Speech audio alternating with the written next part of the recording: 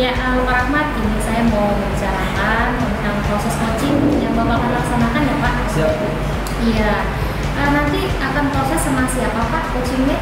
Kebetulan nanti saya bersama Bu Anissa gitu. Oh, dengan Pak Anissa. Baik, di sini Pak Rahmat, saya sebagai observer atau pengamat yang nantinya kita butuh sepakati nih Pak Rahmat. Ada beberapa hal Pak Rahmat akan saya amati. Nah, untuk itu saya sebagai observer gitu ya, berharap penilaian yang nanti akan dilaksanakan ketika proses coaching Pak Rahmat juga mengetahui karena nanti akan diamati gitu ya Pak Rahmat ya. Nah, kita tahu dalam proses coaching ini ada beberapa kompetensi yang Pak Rahmat juga harus miliki gitu ya, terutama adanya kesadaran penuh atau hadir secara penuh ya Pak. Lalu adanya lagi ketika dalam percakapan kita bisa mendengarkan kepada coach kita, lalu ada pertanyaan berbobot dan juga kita bisa memberikan kemandirian ya kepada coach kita untuk memutuskan gitu ya.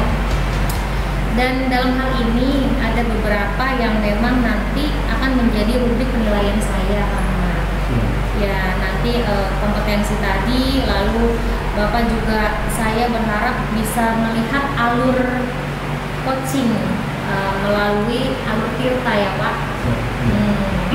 Mungkin Pak Rahmat di sini sudah memahami ya Pak. Alur tirta adanya tujuan, lalu ada identifikasi masalah, lalu ada rencana aksi yang berakhir dari penjawab. Baik, dan semua itu kita dengan rasa Pak, dengan rasa gitu ya. Artinya alur itu kita praktekkan dengan rasa. Nah baik, sebelumnya Pak, dengan adanya rubrik penilaian saya, ada beberapa hal yang akan saya tanyakan ke Pak Rahmat sebelum coaching dilaksanakan ya Pak. Kira-kira bagaimana kompetensi yang nanti akan Bapak kembangkan selama coaching berlangsung? Baik Bu, rencananya ini saya sudah susun, yaitu ada 2 kompetensi yang saya ingin kembangkan. Yang pertama adalah saya bagaimana membuat pertanyaan yang berbobot. Yang kedua, bagaimana saya membuat keputusan terhadap coaching agar supaya coaching mempunyai keputusan sesuai dengan kemampuannya. Baik, lalu dengan kompetensi yang tadi Bapak sampaikan, bagaimana saya mengamatinya?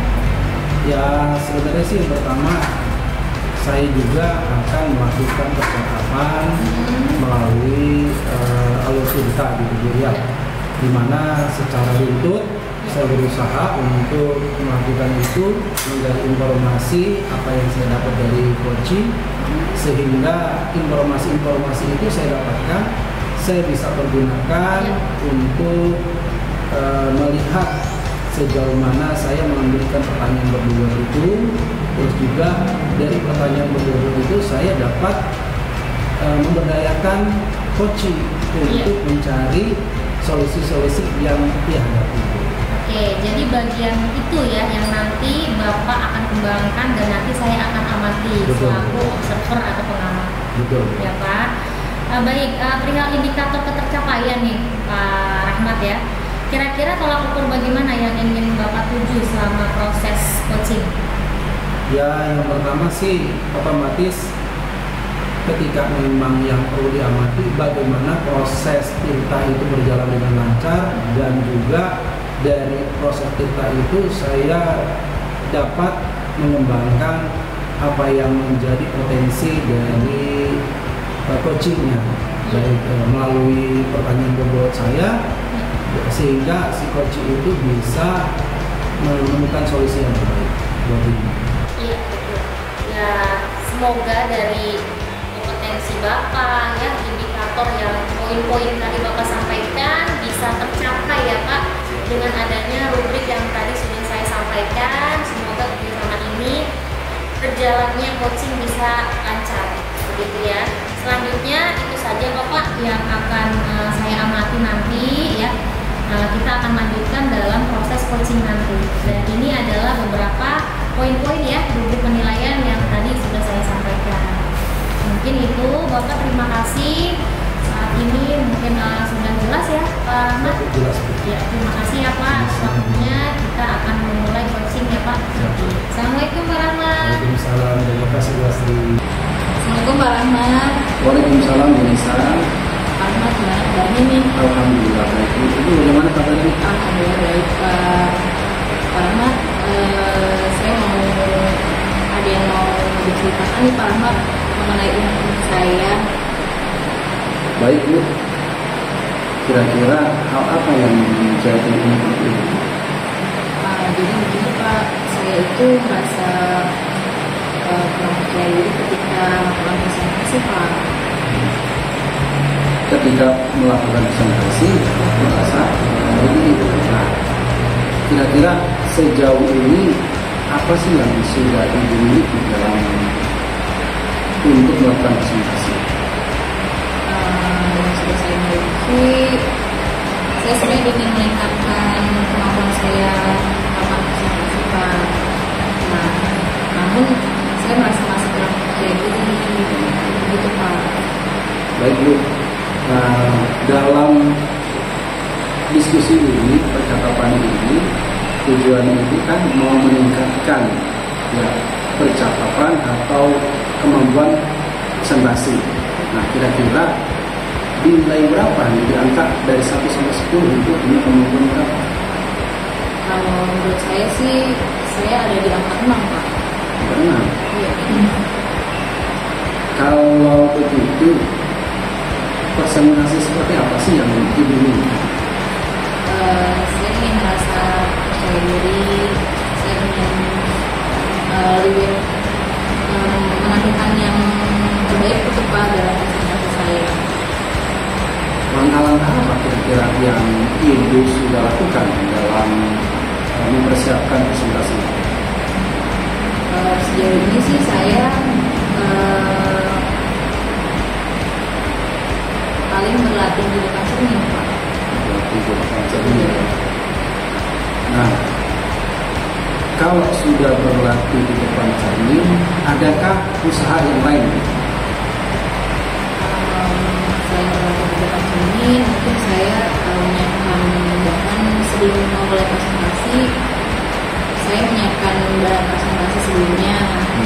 Kemudian juga melakukan refleksi pada versi Jawa saya yang saya anggap ahli atau sudah terbiasa menjadi narasumber atau pembicara. Nah, kalau sudah hal itu sudah Ibu lakukan, kira-kira nih untuk presentasi besok Ibu mau nilai berapa? Ya di angka 809 Pak. Luar biasa ya. Dari angka itu 8 atau 9 dengan kemampuan Ibu yang sudah Ibu persiapkan presentasinya, kemampuan yang dilatih. Persiapan itu kira-kira Ibu rencanakan mulai kapan? Saya mungkin mulai besok sudah bisa mulai. Besok ya. Dan kira-kira untuk pelatihannya bagaimana?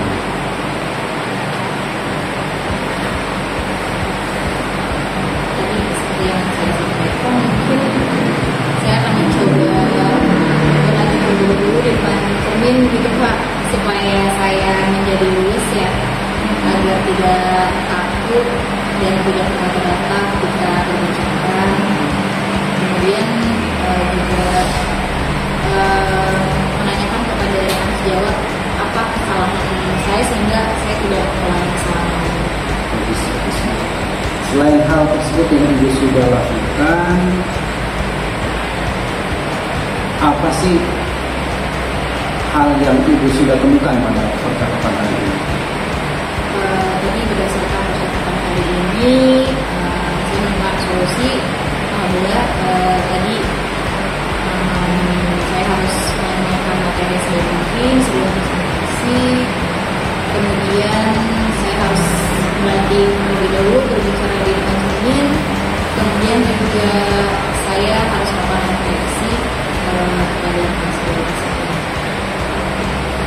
Alhamdulillah ya, sudah luar biasa. Kira-kira ini sudah ketemu belum solusi dari yang ibu mau cari? Alhamdulillah Pak Rahmat sudah ketemu. Alhamdulillah Bapak saya cerita Pak Rahmat sudah menemukan solusi dari masalah saya. Alhamdulillah Bu ya, semuanya ini berkat kemampuan ibu yang ibu sudah kembangkan sendiri. Mungkin ada yang dipertanyakan lagi? Mungkin itu saja cukup Pak Rahmat. Terima kasih banyak nih Pak Rahmat, maaf mengganggu waktunya nih Pak Rahmat. Sama-sama Bu ya.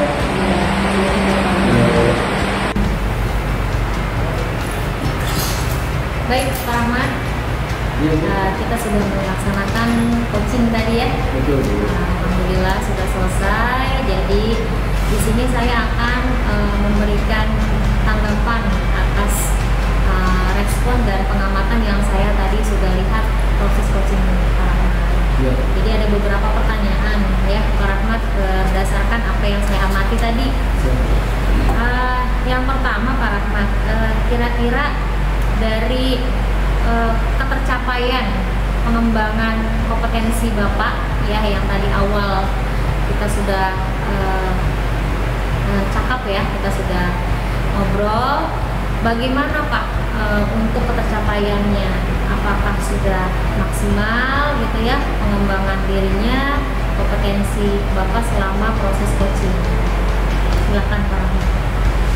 Alhamdulillah Bu, tercapai apa yang menjadi tujuan saya itu alhamdulillah tercapai melalui LPK.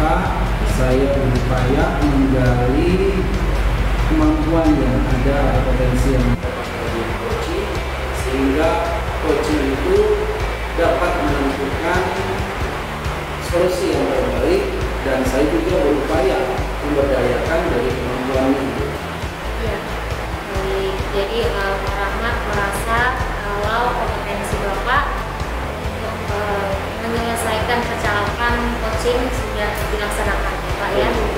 Nah, jadi yang kedua pertanyaan saya ini merupakan respon ya Pak, respon saya dalam pengamatan selama proses coaching. Yang saya amati hasil observasi saya, yang pertama fokus pada awal ya Pak, awal percakapan yang terjadi itu adanya kurangnya memperdalam tujuan coaching tadi. Jadi langsung loncat ke rencana aksi atau identifikasi masalah. Jadi tujuannya tadi mungkin ada beberapa yang kurang diperdalam lagi, sehingga si coach tadi